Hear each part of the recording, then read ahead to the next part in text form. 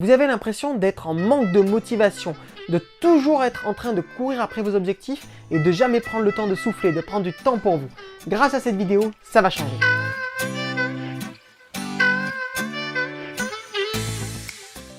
Bonjour et bienvenue sur une nouvelle vidéo du blog Corps et Esprit Martial. Aujourd'hui, c'est une vidéo qui devrait vous plaire. Une vidéo pour vous apprendre à vous récompenser. À la fin de cette vidéo, vous devriez être capable de vous accorder des récompenses qui sont en accord avec les efforts demandés pour les avoir. Vous devriez également être capable d'avoir des récompenses qui vous ressourcent, qui vous donnent beaucoup d'énergie. Et vous devriez également être capable d'avoir des récompenses qui nourrissent votre motivation et vos bonnes habitudes. Bref, c'est une vidéo que vous allez aimer, vous pouvez déjà lâcher le like. Mais première chose, pourquoi vous récompenser? À quoi ça va servir de vous donner une récompense? Vous savez, le cerveau, des fois, il ne comprend pas de suite que vous avez réussi à faire quelque chose. Il est encore en train de mouliner. Donc, le fait de vous donner une récompense, c'est acté pour lui, et donc pour vous, que vous avez réussi à atteindre cet objectif. C'est un peu comme les champions qui ont du mal à réaliser qu'ils ont gagné avant de recevoir la coupe, la ceinture ou peu importe. Eh bien, voilà, c'est vraiment, on a besoin d'avoir un geste, quelque chose qui permet de dire « Ok, ça c'est fait, je passe à autre chose ». Ça va vous permettre d'ajouter sur la motivation intrinsèque, de pratiquer ce que vous pratiquez parce que vous aimez le faire, une motivation extrinsèque. Vous pouvez le faire pour avoir le droit de gagner cette récompense. Et c'est un très bon moyen d'augmenter l'estime de soi, la confiance en soi. Parce qu'en se récompensant, en célébrant nos victoires, en célébrant les efforts que l'on a fait, eh bien, on reconnaît que notre travail a de la valeur. Et donc, on donne de la valeur à ce que l'on exécute. Et ça booste énormément la confiance en soi. Donc, ça va vous permettre de créer un cercle vertueux. Parce que vous allez le voir, se récompenser, c'est pas faire des choses qui sont malsaines, c'est pas faire des choses qui seraient contre-productives par rapport aux efforts fournis, loin de là. Pour moi, la meilleure des récompenses, c'est que vous fassiez ce que disent les ninjas, que vous partagiez, que vous likez, que vous commentiez, ça aide énormément le référencement de la vidéo. Mais dans un premier temps, voyons ce qu'on va récompenser. Alors, on ne peut pas tout récompenser. Par exemple, vous n'allez pas récompenser le fait que vous ayez rangé votre vaisselle du petit déjeuner ce matin, sauf si c'est pour votre enfant, par exemple, qui le fait pour la première fois ou qui apprend à le faire. On va récompenser les choses qui demandent un effort. Et ça, c'est extrêmement subjectif. Par exemple, José, qui va au travail en vélo, à 5 minutes en vélo, ça va peut-être lui demander des efforts colossaux. Alors que son voisin, qui lui fait 30 minutes de vélo tous les matins pour aller au boulot, ça lui demande aucun effort. Et ça, il n'y a que vous pour savoir ce qui mérite une récompense ou pas, ce qui vous semble naturel ou ce qui vous demande des efforts. On peut également se récompenser d'un achèvement. Par exemple, lorsqu'on a terminé nos 2 cadeaux que vous avez en dessous, que ce soit notre méthode de souplesse dédiée aux arts martiaux ou alors le lot des 3 e-books dédiés avec 15 experts internationaux sur le thème comment améliorer votre pratique, qui sont en libre téléchargement donc. Oui, je fais un peu de pub, j'en profite. Quand on a terminé ça, eh bien forcément, nous on a célébré, on est parti se faire un petit resto, ça nous a fait plaisir. Alors, on peut récompenser tout et n'importe quoi, il n'y a pas de problème avec ça.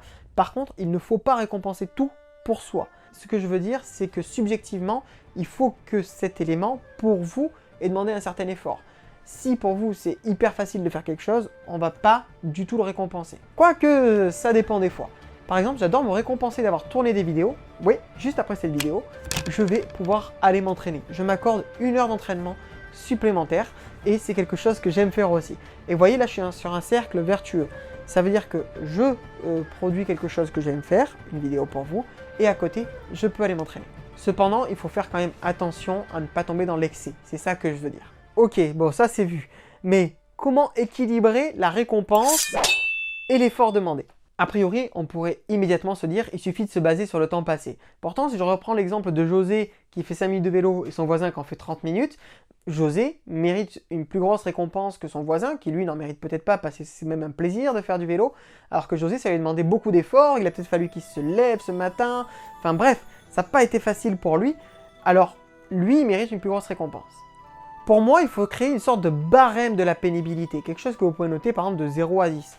Et dedans, vous allez mettre plusieurs éléments, donc notamment le temps passé, parce qu'effectivement, quelque chose de plus long demande un investissement et une motivation plus grosse à la base. Mais vous allez également pouvoir vous poser la question de est-ce que ça a vraiment entamé votre capital volonté? Vous savez, cette sorte de muscle de la volonté que l'on a, est-ce que ça vous a demandé beaucoup de volonté pour sortir? Je vous en ai parlé dans la vidéo, pour pouvoir sortir s'entraîner quand il fait pas beau. Eh bien voilà, c'est exactement la même chose. Est-ce que ça vous demande un gros investissement? Vous allez également pouvoir vous demander la pénibilité, la réalisation de cette tâche. Est-ce que c'était quelque chose de très pénible pour vous? Les ressources qui vous sont demandées, que ce soit en énergie, que ce soit en temps ou que ce soit en ressources financières, en ressources matérielles. Et vous pouvez aussi éventuellement mettre dans la balance les sacrifices que vous avez dû faire. Par exemple, pour aller faire une séance de sport, vous avez dû ne pas aller voir les amis et ça vous a coûté. Donc tout ça, vous allez le prendre en compte dans une échelle de 0 à 10. Et attention, il faut vraiment imaginer que 10, c'est quelque chose qui vous a demandé des mois, qui vous a demandé énormément de travail, qui a été très fatigant, que vous n'aimiez pas faire, ou alors que ça vous a vraiment épuisé, que vous avez dû faire beaucoup de sacrifices. Bref, il faut faire attention à ne pas surévaluer non plus, à surévaluer tout ça. Par exemple, si je reprends l'exemple de José, on va dire qu'une tâche comme ça, pour quelqu'un qui n'a pas vraiment envie de faire du sport, mais qui fait ça pour sa santé, et qui se force à sortir, à aller au travail en vélo, on va pouvoir l'évaluer peut-être à 3, la pénibilité. 3, 4. Et donc, en face de ça, je vous invite à faire un barème de récompense. Un barème, par exemple, qui va de 0 à 3, un autre de 3 à 6, un autre de 6 à 9 et un autre de 9 à 10. Et donc de 0 à 3, ça va être des toutes petites récompenses, de 3 à 6 un peu plus grosses, de 6 à 9 relativement conséquentes, déjà bien grosses, et de 9 à 10 des récompenses énormes. Et maintenant, qu'est-ce qu'on met dans ces récompenses? Eh bien, je vous invite à mettre à l'intérieur non pas des choses externes, des achats, aller acheter de la nourriture, vous faire un restaurant ou des choses comme ça. Même si tout à l'heure je vous ai dit que nous on s'était fait un restaurant, c'était à cette occasion-là, mais il y a plein d'autres façons dont on se récompense qui sont très intéressantes. Mais plutôt de mettre des choses qui vous ressourcent. Et notamment des choses qui vous ressourcent par rapport, je ne sais pas si vous vous rappelez dans la vidéo sur bien créer ses objectifs, je vous avais dit qu'il y avait 5 plans essentiels sur lesquels il fallait se développer. Eh bien, si votre objectif que vous avez atteint et sur lequel vous vous récompensez est d'un plan, eh bien, récompensez-vous sur un autre plan. Par exemple, vous avez fait une séance de sport, donc ça c'est le plan personnel, qui vous a demandé un effort d'environ 3. Eh bien, même chose, en récompense niveau 3, vous pourriez envisager sur le plan tribal, par exemple, d'appeler un ami. Ou alors, par exemple, j'ai travaillé tard pour des objectifs professionnels plusieurs fois d'affilée, je peux me récompenser en m'accordant une soirée de détente avec ma compagne.